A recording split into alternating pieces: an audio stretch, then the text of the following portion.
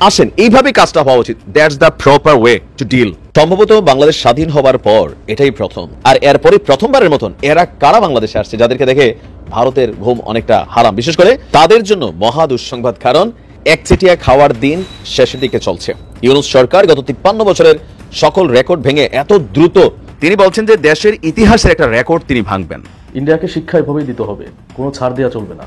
অনেক ছাড় দেওয়া হয়েছে, আর না। সর্বপ্রথম মাথায় রাখতে হবে এটা একটা স্বাধীন সার্বভৌম রাষ্ট্র, এটা কোনো ইন্ডিয়ার অঙ্গরাজ্য না। ইন্ডিয়া যা বলবে তাই শুনবে, সেটাও চলবে না। দাদাগিরি শেষ। ভারতের সীমান্তে এবার কিন্তু বিমান হামলা হয়ে গেল, সেখানে ক্ষয়ক্ষতি হয়েছে, মৃত্যু হয়েছে। কারা চালালো এই বিমান হামলা, কেন? বহু কাঠখড় পুড়িয়ে অবশেষে জুলাই আগস্টের গণ অভ্যুত্থানে হত্যাকাণ্ডের ঘটনায় ক্ষমতাচ্যুত সাবেক প্রধানমন্ত্রী শেখ হাসিনা সহ জড়িতদের গুরুত্বপূর্ণ কল রেকর্ড পাওয়া গেছে বলে আন্তর্জাতিক অপরাধ ট্রাইব্যুনালকে জানিয়েছে প্রসিকিউশন। চলেন কয়েকটা প্রমাণ দিই আপনাদেরকে, যে প্রমাণগুলো দেখলে আপনারাই বুঝে যাবেন আসলে কে কতটুকু দেশপ্রেমিক ছিল। এখান থেকে আমাদেরকে রক্ষা করার একটা পথ খোলা আছে। আমরাই আমাদেরকে রক্ষা করতে পারি। আমরা আমাদেরকে রক্ষা করব কিভাবে? বাংলাদেশের ইতিহাসে শ্রেষ্ঠ নির্বাচন হতে যাচ্ছে। ডক্টর ইউনূস নিজে এই কমিটমেন্ট দিচ্ছেন যে না, বাংলাদেশের ইতিহাসে সর্বশ্রেষ্ঠ সবচেয়ে ভালো নির্বাচন হবে। 91 নির্বাচনকে মোটামুটি ভালো বলা হয়, 91 নির্বাচনের চাইতে ভালো নির্বাচন হবে। শেখ রেহনার কন্যা টিউলিপ সিদ্দিকীর পর এবার শেখ হাসিনার পুত্র সজীব ওয়াজেদ জয় মার্কিন যুক্তরাষ্ট্রে ধরা খাচ্ছে। বিলাসবহুল 8টি গাড়ি এবং 5টি প্রতিষ্ঠানে জয়ের সম্পৃক্ততা পেয়েছে FBI। ইন্ডিয়ার সবচেয়ে বড় ট্রেড পার্টনার হলো বাংলাদেশ, তারপরে আমেরিকা।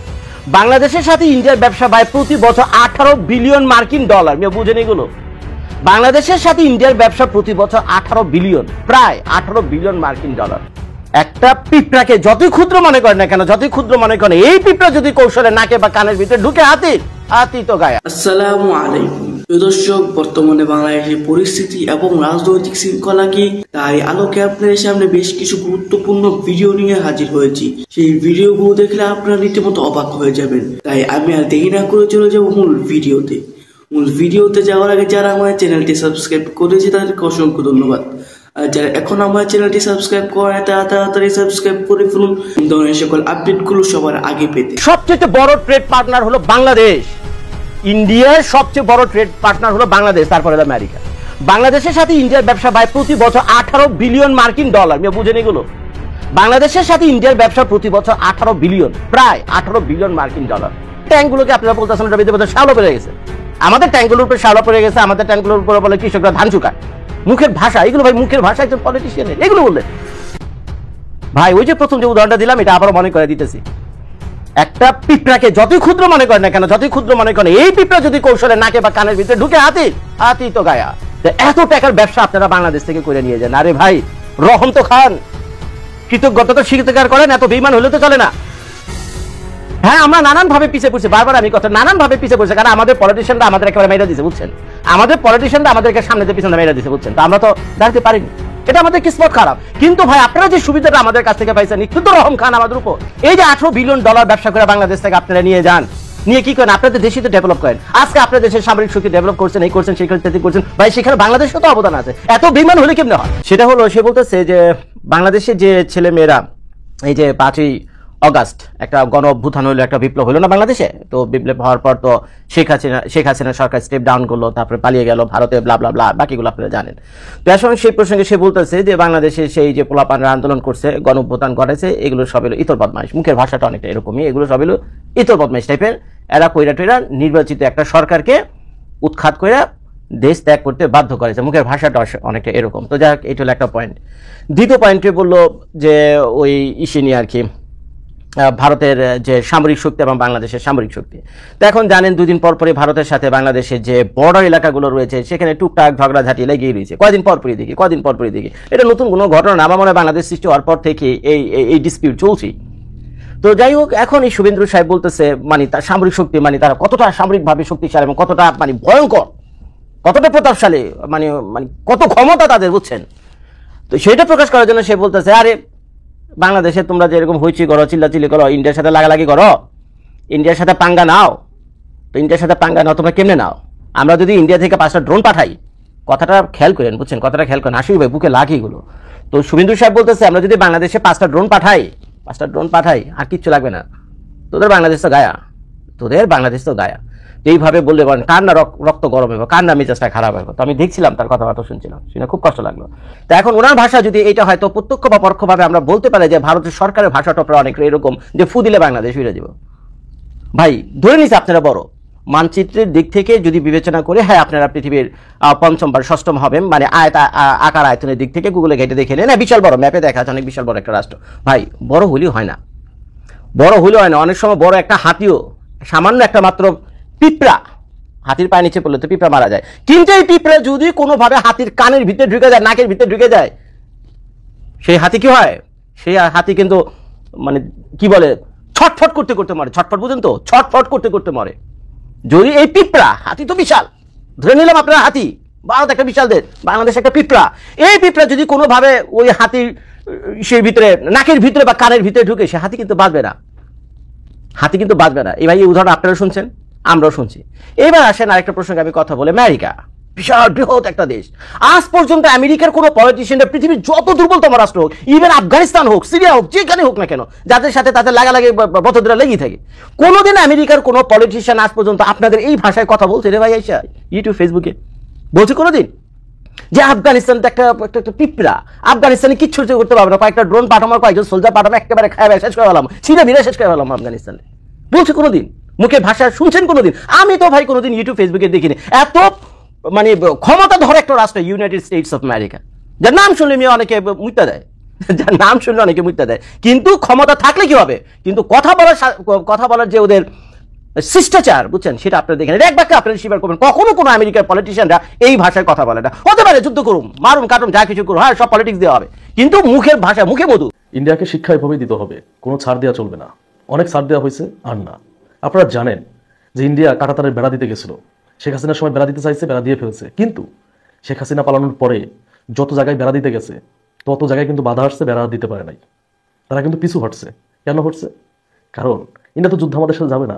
ইন্ডিয়া তো বুঝে গেছে, বিএসএফ যারা আছে ওরা তো বুঝে গেছে যে দেশের সাধারণ জনগণকে অস্ত্র কিনে নিতে যায়, সেই দেশের মানুষের কলিজা কত বড় এটা বুঝে গেছে দাদা বাবুরা, বুঝে গিয়েই তো পিছু হটছে।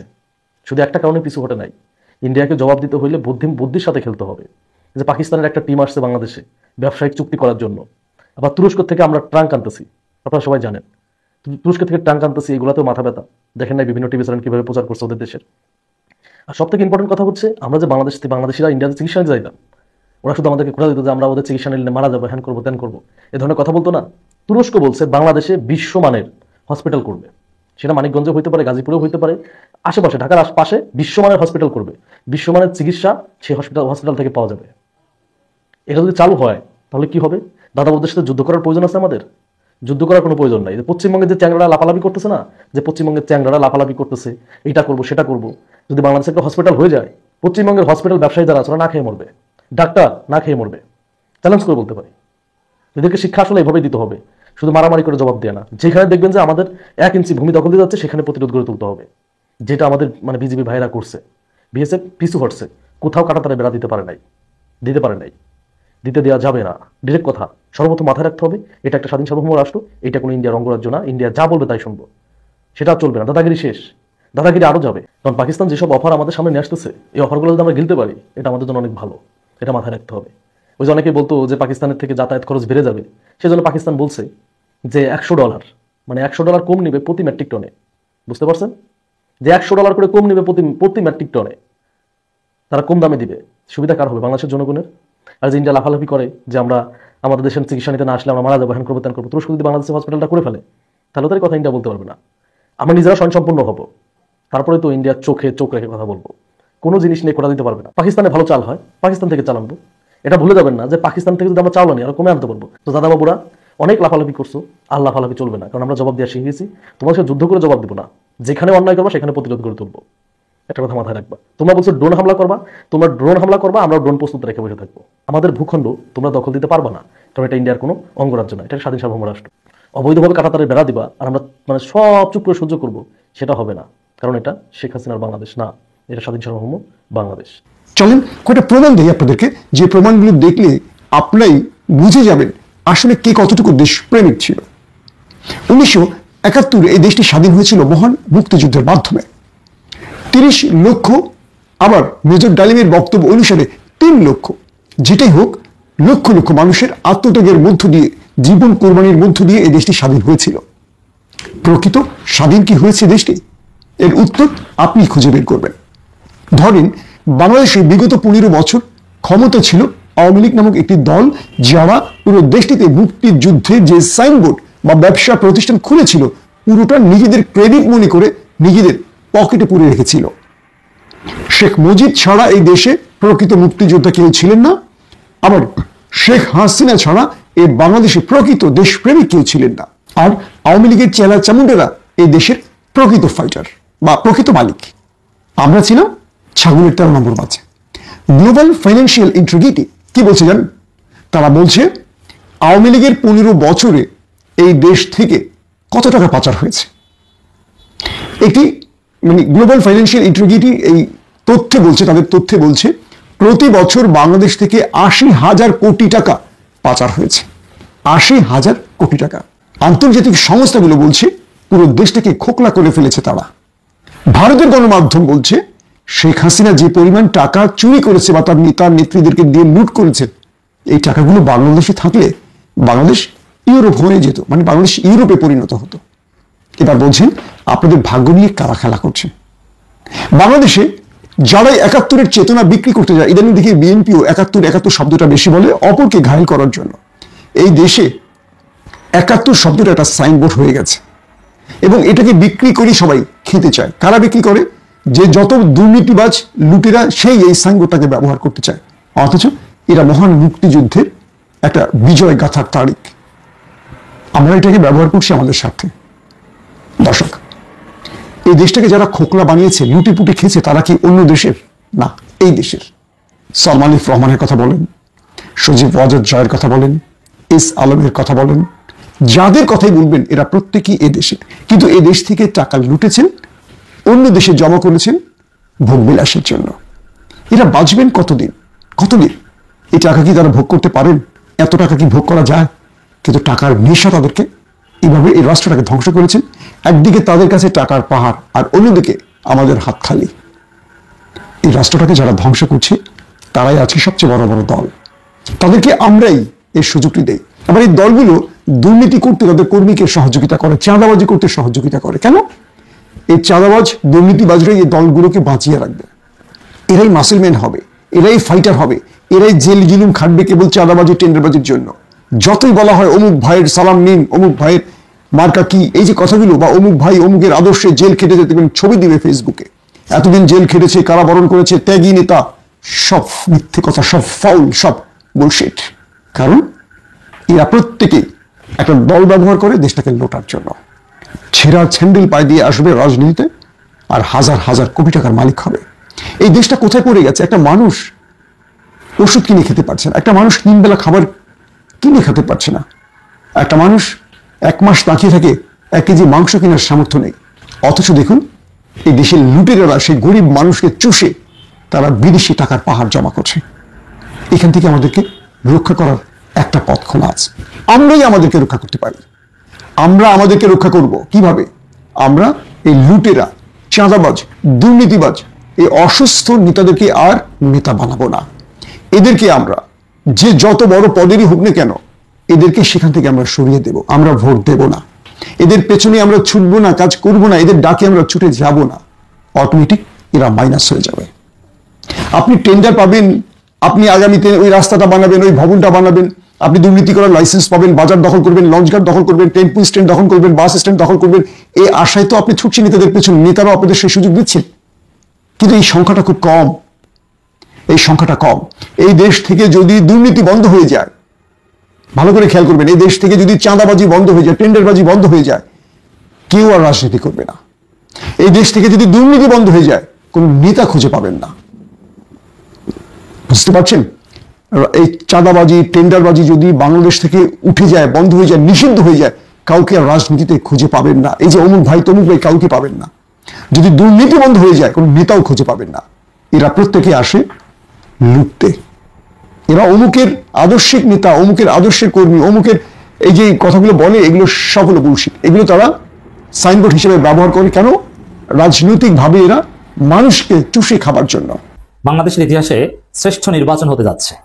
ডক্টর ইউনূস নিজে এই কমিটমেন্ট দিচ্ছেন যে না, বাংলাদেশের ইতিহাসের সর্বশ্রেষ্ঠ সবচেয়ে ভালো নির্বাচন হবে। 91 নির্বাচনকে মোটামুটি ভালো বলা হয়, 91 নির্বাচনের চাইতে ভালো নির্বাচন হবে।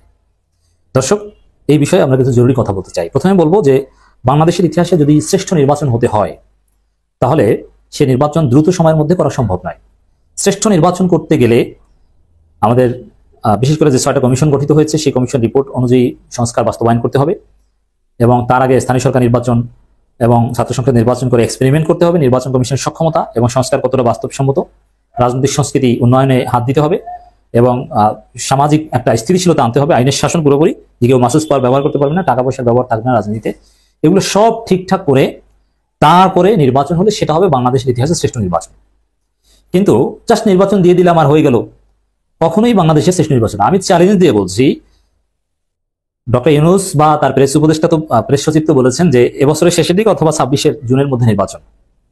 26 জুনের মধ্যে নির্বাচন হলো বাংলাদেশের ইতিহাসে শ্রেষ্ঠ নির্বাচন সম্ভব নয়। বাংলাদেশের ইতিহাসে শ্রেষ্ঠ নির্বাচন করতে হলে অবশ্যই 2028 সাল পর্যন্ত অপেক্ষা করতে হবে। ধাপে ধাপে ধাপে ধাপে স্থানীয় সরকার নির্বাচন করতে হবে। প্রথম ধাপের সমস্যাগুলো চিহ্নিত করে ওগুলো যাতে দ্বিতীয় ধাপে না হয় সেটা নিশ্চিত করতে হবে। দ্বিতীয় ধাপে এবং প্রথম ধাপের গুলো চিহ্নিত করে তৃতীয় ধাপে যাতে না হয়, প্রয়োজনে 10 ধাপে নির্বাচন করতে হবে। দর্শক, এত সহজ নয় বাংলাদেশের ইতিহাসে শ্রেষ্ঠ নির্বাচন উপহার দেওয়া। বাংলাদেশটাকে ধ্বংস করে ফেলেছে হাসিনা, সবকিছু ওলট পালট করে ফেলেছে। তো এই পরিস্থিতিতে সুন্দর নির্বাচন উপহার দেওয়াটা অত্যন্ত জটিল। মানুষের মনের মধ্যে ভোট কারচুপি ঢুকে গিয়েছে। বিএনপির মতো দল যারা ভোটাধিকার থেকে বঞ্চিত, তারা এখন ভোট চুরি করতে উদ্ধত হয়েছে। তারা বলছে প্রত্যেক ভোট কেন্দ্রের জন্য 200-250 লাঠি তৈরি করতে, মানে লাঠি দিয়ে পিটিয়ে তারা ভোট নিয়ে যাবে। ভোট কেন্দ্রের জন্য লাঠি তৈরি করবে, তাহলে কেন? কুমিল্লা স্পষ্ট বলেছে বিএনপি নেতা। তো দর্শক, ইতিহাসের শ্রেষ্ঠ নির্বাচন হতে যাচ্ছে এটা বললেই হয় না। 2028 সালের আগে নির্বাচন করলে ইতিহাসের শ্রেষ্ঠ নির্বাচন হওয়া সম্ভব নয়, এটা আমাদের অবজারভেশন। আর ইতিহাসের শ্রেষ্ঠ নির্বাচন যদি হয় তাহলে আমাদের অবজারভেশন, আমাদের বিশ্লেষণ হচ্ছে বিএনপি নয়, জামাত শিবির এবং শিক্ষার্থীদের জোট জিতবে। এককভাবে জামাত শিবির জিতবে না। শিক্ষার্থীদের নতুন দল জামাত শিবির এবং তাদের সাথে আরো অনেক দল থাকবে, তারা নির্বাচনে জিতবে। কারণ বিএনপির এই মুহূর্তে জনপ্রিয়তা নেই এবং নির্বাচনের জন্য যদি 28 সাল পর্যন্ত সময় নেওয়া হয় তাহলে এই সময়ের মধ্যে বিএনপির জনপ্রিয়তা একেবারে মাটির সাথে মিশে যাবে। কারণ বিএনপি যে হারে অন্তর্কন্দল করছে, চাঁদাবাজি করছে, তাতে তারা টিকতে পারবে না এবং বিএনপিকে পিটিয়ে বিএনপি দুর্বল করে দিবে। বিএনপি 2-3 গ্রুপে ভাগ হয়ে যাবে, তারা আর সহ্য করতে পারবে না। অতএব আগামী নির্বাচনে জামাত শিবিরের জন্য প্রবল সম্ভাবনা, তারা জিতবে, শিক্ষার্থী জনতা ক্ষমতায় আসবে এবং এই নিরপেক্ষ সরকারের অধীনে যদি স্থানীয় সরকার নির্বাচন দেখবে অনেক ছাত্র স্থানীয় সরকার নির্বাচনে জিতে আসবে। কেউ মেয়র হবে, উপজেলা চেয়ারম্যান, ইউনিয়ন পরিষদের চেয়ারম্যান হবে।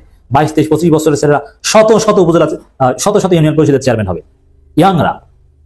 অতএব ইতিহাসের শ্রেষ্ঠ নির্বাচন উপহার দিতে হলে ডক্টর ইউনূস সরকারের রুল করতে হবে, শাসন করতে হবে, প্রয়োজনে বল প্রয়োগ করতে হবে তার সভরেন্টির অধিকার বলে। কারণ বিএনপি এটা হতে দিবে না। তারা যেভাবে নিজেরা ক্ষমতা যা করা দরকার সেটাই করতে যাচ্ছে। আগামী নির্বাচনকে ইতিহাসের সেরা ঐতিহাসিক করতে চাই প্রধান উপদেষ্টা প্রফেসর ইউনূস।